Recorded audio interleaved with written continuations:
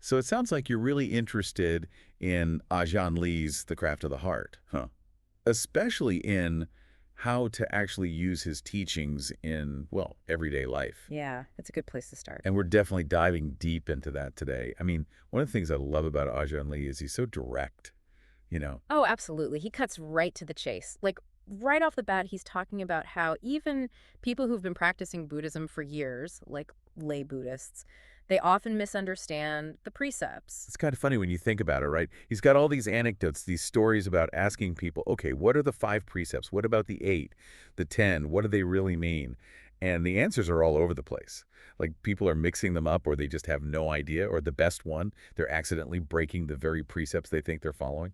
And that's what really worried him, that disconnect, Yeah. between knowing something and actually living it. People liked the idea of virtue, but their grasp on it, it wasn't quite there yet. It's like they're missing the how-to part. Exactly.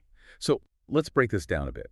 Ajahn Lee talks about these 3 levels of observing the 8 precepts. Yeah. Weak, intermediate, and highest. Basically, he's saying at the weak level, people are only following those precepts on lunar Sabbath days during the rainy season. Which, if you add it all up, it's only 12 days a year. Right. Not exactly a huge commitment. Then there's intermediate, where someone's doing it every lunar Sabbath, no matter what the season. And finally, you've got the highest level. This is where they're observing those precepts every lunar Sabbath, but also the days before and after. So that's like, what, 144 days a year? That's the idea.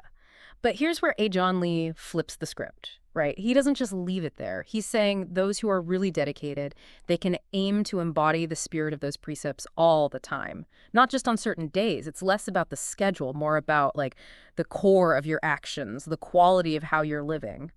I love how he does that. It's like he takes this thing that could feel restrictive and turns it into something much bigger. And he does this awesome thing with comparing virtue to wealth. The analogy of the gold, right? Yes. 5 precepts. That's like having 50 pounds of gold. 8 precepts. Boom, 80 pounds. Yep. And 10. You're swimming in it 100 pounds of spiritual gold. I just love that. It makes it feel so much more, well, valuable. It's not about like earning brownie points, though. He's not saying that. It's more about showing how much ethical conduct like genuinely improves your life, how it makes you richer from the inside out. Right. Like it's its own reward. And then he goes on to compare practicing virtue to different levels of, like, responsibility, which I thought was interesting. What did you think of those comparisons? Well, he says it's like being a watchman, just guarding someone else's stuff. That's the lowest level. Then there's the shopkeeper, managing their own store. That's intermediate. But the highest level, the most virtuous, you become the homeowner. You're free to enjoy what you have. It's a really powerful way of showing how ultimately ethical behavior leads to greater freedom in your life. You're not just following someone else's rules. You're living in a way that feels authentic and, well, liberating. Yeah, and that's a good segue into the meditation stuff we're talking about, because it's like Ajahn Lee's saying, it's not just about the rules, but like how you embody them, how you cultivate your mind. Which is where the craft and the craft of the heart really comes into play. Exactly. He was a big believer in the power of meditation, like really believed it could help you build a peaceful, skillful mind. Makes sense. And he always emphasized the importance of starting with the basics, Take refuge in the triple gem. That's the Buddha, the Dharma, his teachings, and the Sangha, the community of practitioners. Like setting your intention, right? Yeah. Reminding yourself what you're all about. Exactly, grounding yourself.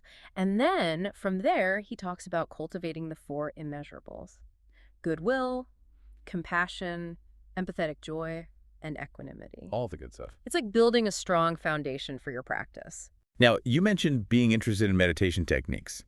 And Ajahn Lee actually offers a really simple one called Budo meditation. Have you heard of that one? Yeah, it's a great one for beginners. Really accessible, just gently focusing on the word Budo as you breathe. And it really gets at that thing Ajahn Lee talks about, the restless mind. Yeah. He compares it to like a restless, ingenious person whose thoughts have no place to rest. I love that analogy. It's so true, right? Our minds are always going, going, going. And this practice, it's like it helps you just chill out a bit, Find some focus. And of course, Ajahn Lee knew that meditation, it's not always a walk in the park. Oh, tell me about it. He talks about these 5 hindrances that can pop up in your practice: desire, ill will, sloth and torpor, restlessness and worry and doubt. They're like speed bumps on the meditation highway. More like roadblocks in my experience. Right. But the good thing is he offers strategies for each one. Like if you're struggling with desire, he might say, okay, try contemplating how impermanent that thing you want really is, create some distance. Yeah, put things in perspective. Exactly. Now, one thing I always found interesting was how Ajahn Lee suggests using the body as an object of meditation, especially its, well, less appealing aspect. He's talking about saliva, sweat, even Yeah. excrement, right? You got it. Might seem a bit strange at first, but it's all about cultivating detachment. Huh? There it is again. It's like he's saying, don't be afraid of the messy stuff. It's all part of the journey. And it's not just about the physical. He also talks about mental phenomena. Feelings, perceptions, those mental stories we create, our consciousness itself. By really examining these, Ajahn Lee says we can start to see their true nature. Which is? Impermanent, impersonal. And it can be a little unsettling at first to realize that, but that's kind of the point. It's about shaking things up, breaking down those illusions we have about a solid, unchanging self. It's like what we were saying earlier about virtue leading to freedom. True freedom comes from realizing, like, hey, I'm not my thoughts. I'm not my emotions. I'm not even this body. They're getting it. Yeah. It's about recognizing how fluid and ever-changing our experience really is. Which, by the way, reminds me of something else Ajahn Lee talks about that can be a bit much, especially for beginners.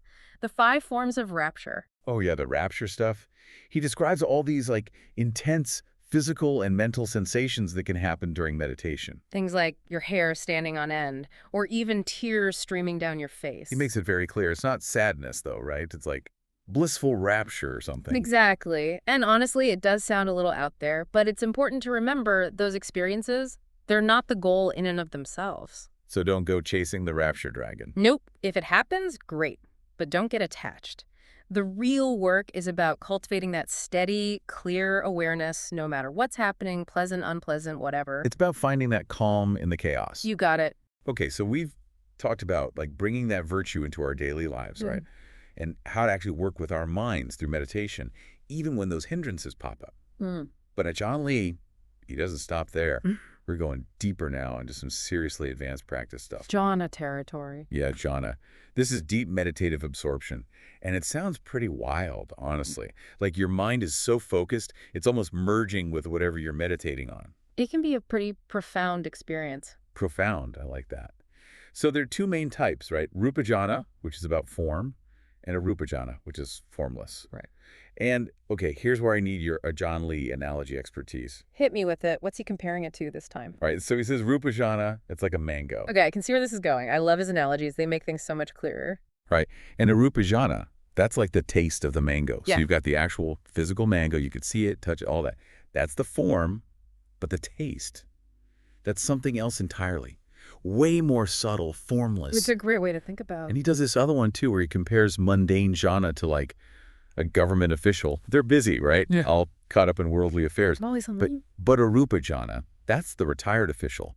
They're chilling, collecting their pension, not bothered by all that hustle and bustle. That peaceful detachment. Exactly. Okay, so, real talk. What are the benefits of jhana? What's the takeaway for someone like me who's just starting to wrap their head around all this? Well, Ajahn Lee talks about a lot of benefits, like developing different skills, sharpening your mind, But I think the most important one, the big takeaway, is that jhana helps you develop this knowledge that cuts through mental gunk. Mental gunk.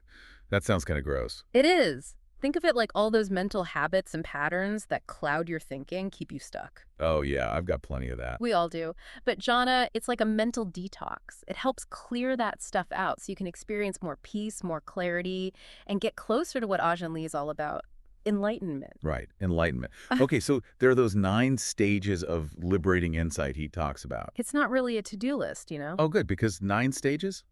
That's a lot of stages. It's more about how wisdom unfolds naturally. It starts with understanding that everything changes, that impermanence. And that leads to realizing how much suffering that clinging to things creates, which then makes you really crave liberation. Freedom from all that. Exactly. And gradually it leads to a deep, deep sense of peace and equanimity. You're not just understanding it intellectually, you're living it. Which kind of makes me think about the 4 paths to enlightenment he talks about. Stream entry, once returning, non-returning, and arahantship. Are these like Different roads to the same place. Think of it more like different stages of waking up. Okay, I like that better. And each stage, you're overcoming certain obstacles, fetters, he calls them, that keep you bound to suffering. So as you progress, you're like loosening those chains. Exactly. It's a beautiful, gradual process of liberation. And it's all about getting to that radiant mind that Saga he talks about. Which, okay, full disclosure, I need some help with this one. He says it like obliterates the allure of the three worlds, which I think are the sensual realm, the realm of form, and the formless realm. A lot to unpack there. But essentially, it's like, imagine a mind that isn't constantly pulled around by desire and aversion. It's so clear and bright that it sees through all the illusions that keep us trapped in suffering. It's like freedom on steroids. You could say that. And it's not about, like, escaping the world. It's about experiencing it from this place of deep wisdom and freedom. You're not bound by things in the same way anymore. That reminds me of that other analogy he uses, you know, the one where he compares the heart to an ocean. Oh, yeah, that's a good one. Beautiful imagery. He's saying, like, the ocean, its true nature is clear and radiant, but it gets all this dust and stuff clouding it up. Our thoughts and emotions, right? All that mental clutter. Exactly. But just like the ocean naturally settles and clears when it's left alone, our minds can also find that stillness and clarity through practice. And that's like incredibly hopeful. You know, it's not about becoming something we're not. It's about rediscovering what's already there beneath all that gunk. And that's the beauty of Ajahn Lee's teaching, I think. He reminds us that this potential for awakening, it's within everyone. It's about cultivating it. It's been amazing diving into the craft of the heart with you. I feel like I've learned so much, not just about Ajahn Lee's teachings, but about myself too. That's what it's all about. Remember, it's a journey. And Ajahn Lee always encouraged people to find what works for them. Don't be afraid to experiment, to taste the nourishment of these teachings, you know. Find what resonates and make it your own. Exactly. And see how you can bring that wisdom into your own life, into your own craft of the heart.